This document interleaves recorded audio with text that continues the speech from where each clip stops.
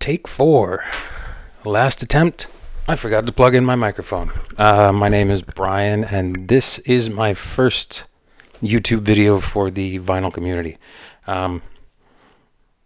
So I've done a couple of run-throughs, feeling a little bit more in the groove now. So let's talk about why I'm getting back into vinyl and why I want to be more involved in the vinyl community. The long and the short of it is it's a good hobby to have. I enjoy vinyl. I enjoy the music. I like music in all its forms. I still like cassettes. Never really liked 8-tracks, but they were around. CDs were good when they were new and cool. MP3s when it was LimeWire, that was like all that music I couldn't find or couldn't afford. I finally had it at my disposal. Now that's maybe not the right thing to say because that was, well, kind of a crime. It was theft. But it always came back to vinyl.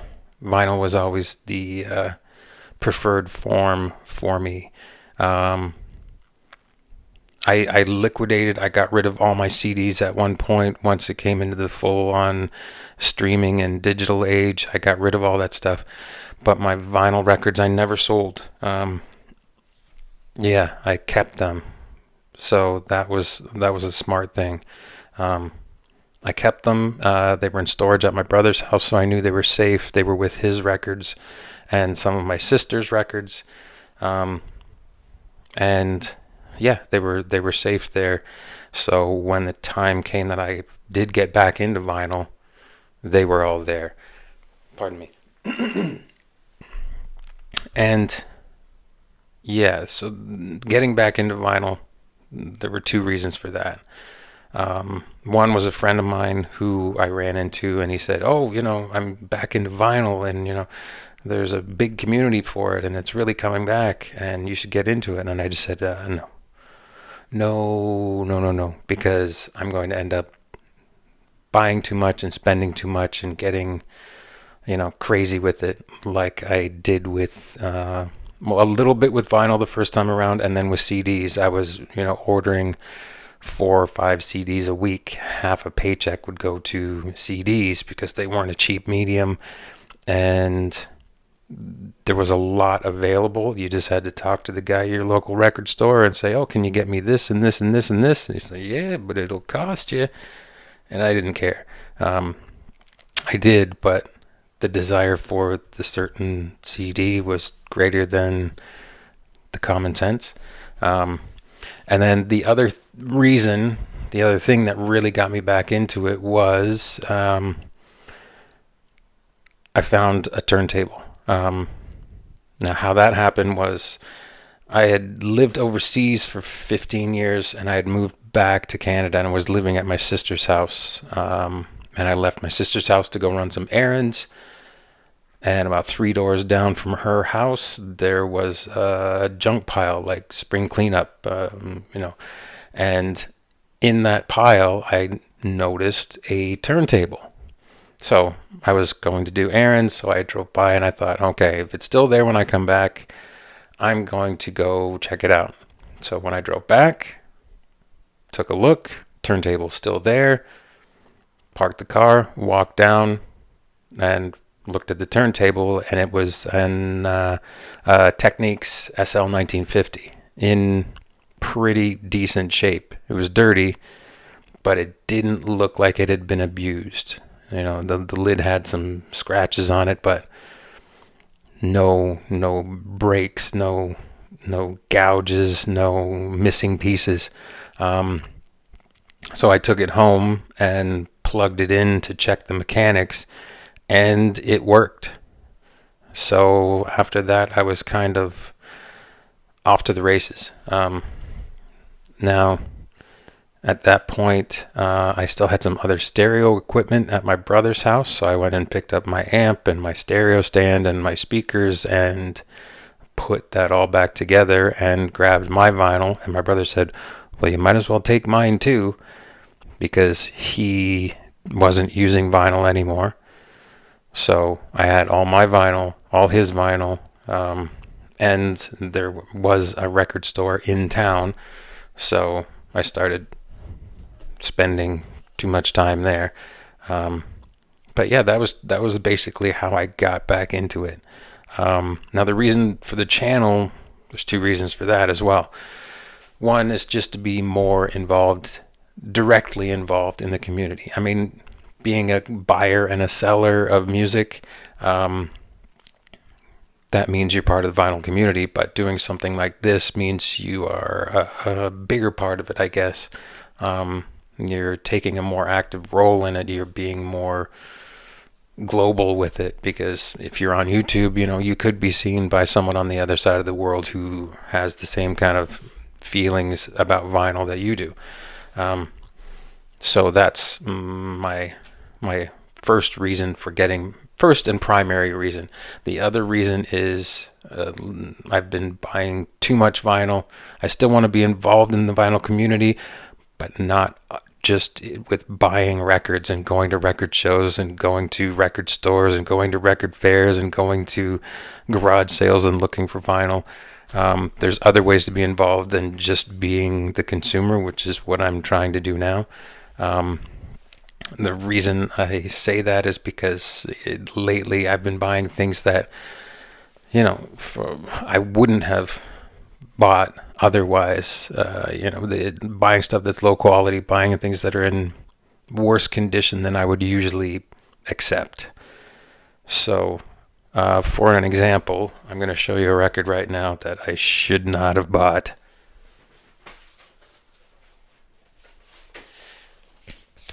Alice Cooper, Love It to Death. Great record, but I already have two decent copies. I've already got one that I could give away to somebody who says, "Oh, I really like Alice Cooper. Oh, here's a copy of Love It to Death. You'll love it." But I bought this one. It was only $5 at a record show, but why did I spend $5 on an absolutely trashed copy? That doesn't make any sense, but I couldn't say no, because it's a record that I really like. The only good thing about it really is the cover. It's got the great inner cover, but even on the back cover, you got somebody's name on it. So that's going to take away from, what people think of it and the value. Now, the real bad part is the vinyl itself. It is beat. It's not abused. It's just well worn is all. Yeah, one side is as bad as the other. Whether you can get any kind of idea of how scratched up this thing is, people say well loved. This thing has been, I guess it's been loved to death almost. So I bought this just because I saw the record. I like the record. It's cheap. It's $5. I even looked at it. I took it out and looked at it and went, that's not good. And I bought it anyway. So there's the other reason that I need to do something other than buying records and selling records. I do sell records, which helps me get some money back, but I buy way more than I sell. And that's kind of the problem. So with this one, I decided I'm going to do the Gorilla Wood Glue experiment on it, because what have I got to lose? It's $5. So I'm going to give it a whirl. That'll come up in a future video. But for now, I'm just going to put this away, because I don't want to be reminded of what a bad purchase I made. And at this same record show, I made a couple of other purchases that were not the smartest idea. David Bowie, Aladdin Sane. $20 Canadian, so $14 US. I already have a good copy of this. Now, the copy that I have didn't have the inner sleeve. So I paid $20 for an inner sleeve. Because the record itself, the cover's, it's a white cover, so it gets dirty easily.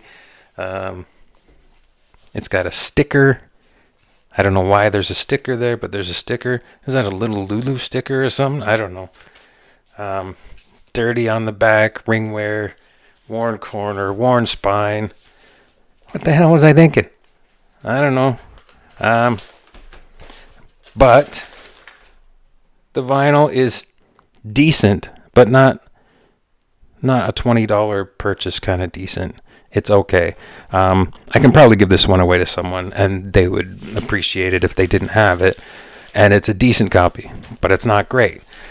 So, again, there's another one that I bought that I probably shouldn't have bought. Sorry. And here's the third one I bought. See that price right there? That says $25. VG.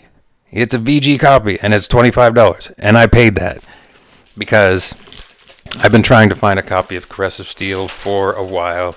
It does have the Mercury inner, and it has the reorder sticker. So this was the reorder sticker that they had if you're wanting to reorder this particular album. The cover, pretty worn. It's got a weird orange sticker on the back. It's got general wear all over it. Inside doesn't look too bad, but the vinyl itself is, it's well loved for sure. And it's got a couple of light scratches. They're not scuffs. They are scratches. But I just have been looking for a copy of Caressive Steel for a long time, and I saw one, and I just went, "Yep, I'm gonna buy it," because I'm a dummy. That's what happens sometimes. Sometimes us, the members of the vinyl community, can be dummies when we see something we really, really want, even if it's a bad copy, and we gotta have it anyway. And then we look at it when we get home and go, "Oh, why did I buy that?" That's where I'm at right now with this one.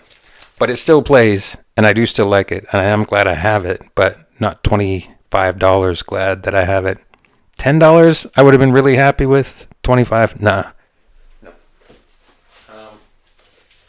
And I do have some others that I bought at other times. I've got a copy of LA Woman because I can't find a good copy of LA Woman. I saw one and it looked decent, and it is the worst sounding record I've ever put on a turntable in my entire life. It sounds like it's been dragged behind a car for about 8 miles. It doesn't look that bad, but it sounds terrible. So that's an issue. That one I kind of got duped. It looked way better than it sounded. I took it out, I inspected it. It didn't look that bad, but it sounded awful. So that one's going to be, I don't know, art project for somebody. It's going to get hung on the wall because it sure as hell ain't getting played again. So, yeah, let's do a pause there for a minute because I'm going to have to do an edit here.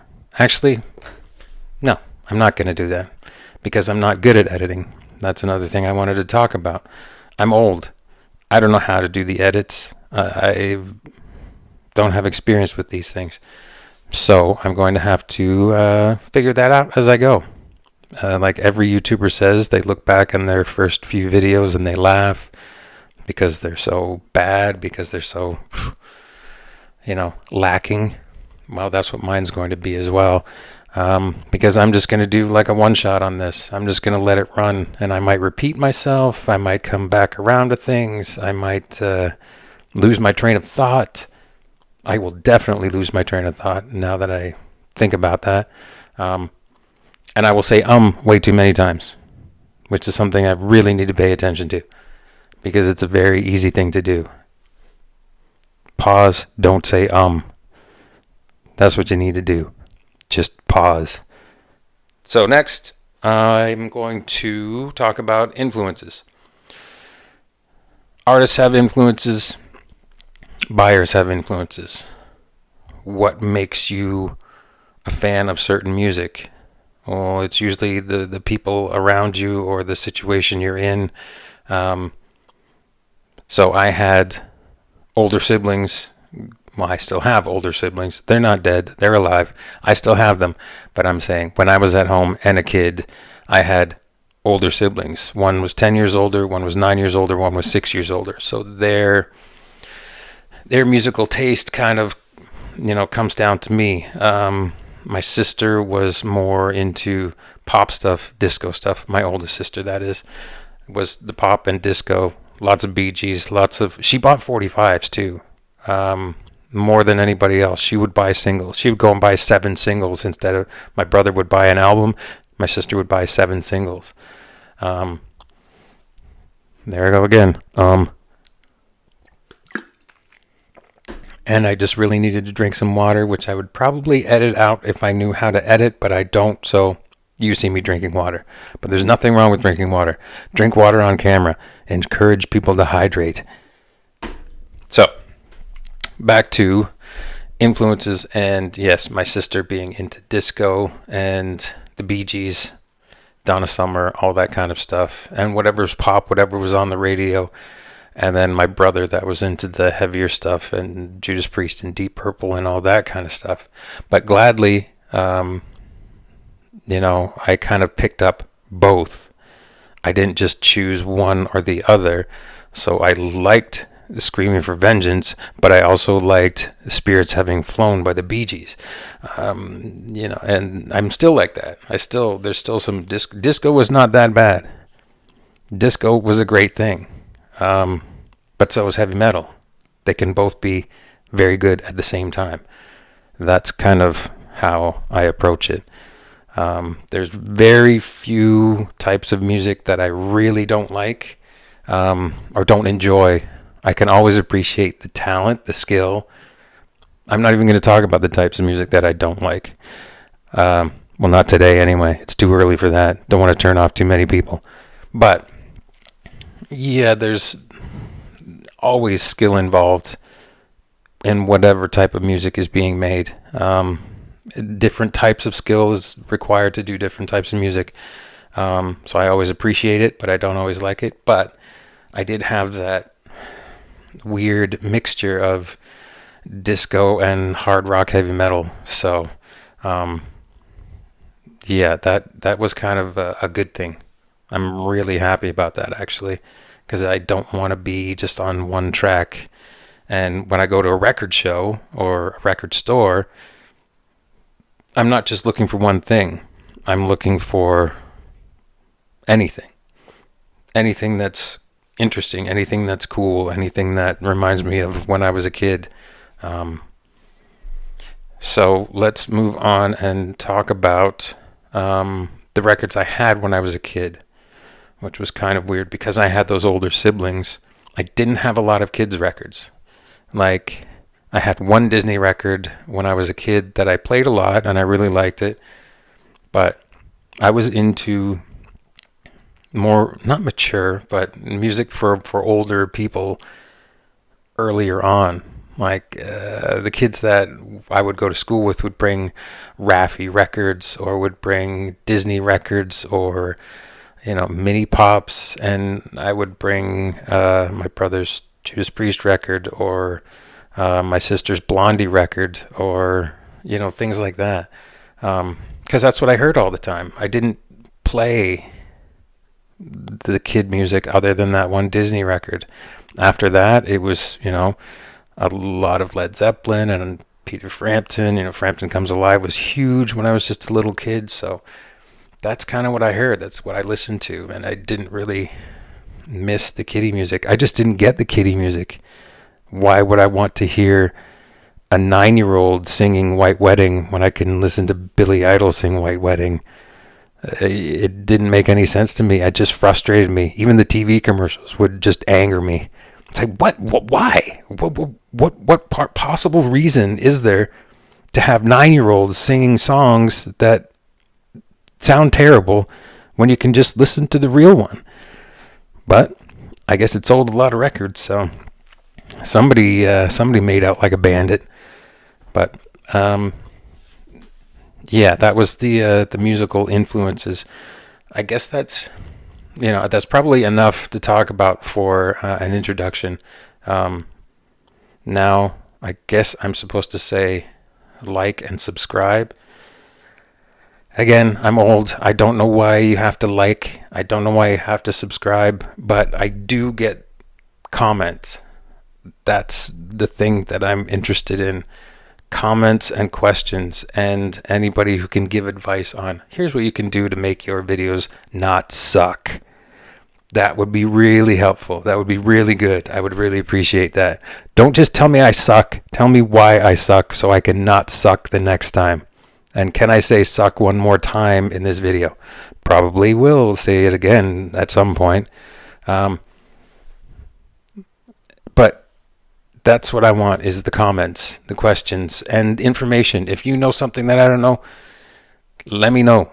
Because the more I can take in, my brain is already mostly occupied by musical facts, but I still got another half that's, filled with, math and science and practical knowledge that it's just taking up space where music could be. So, let's leave it there. Thanks for watching. If you did watch, if you made it to the end, congratulations, because this video probably did kind of suck. And I might go back and laugh at it. You're probably laughing at it now. But, the next video, I promise it will be better. Maybe only marginally better, but better. So, yes, like, subscribe, comment, please. That sounded a little desperate. But I guess there's nothing wrong with manners. I am Canadian, so I'm going to say please. And I will see you in the next video. Thanks for watching.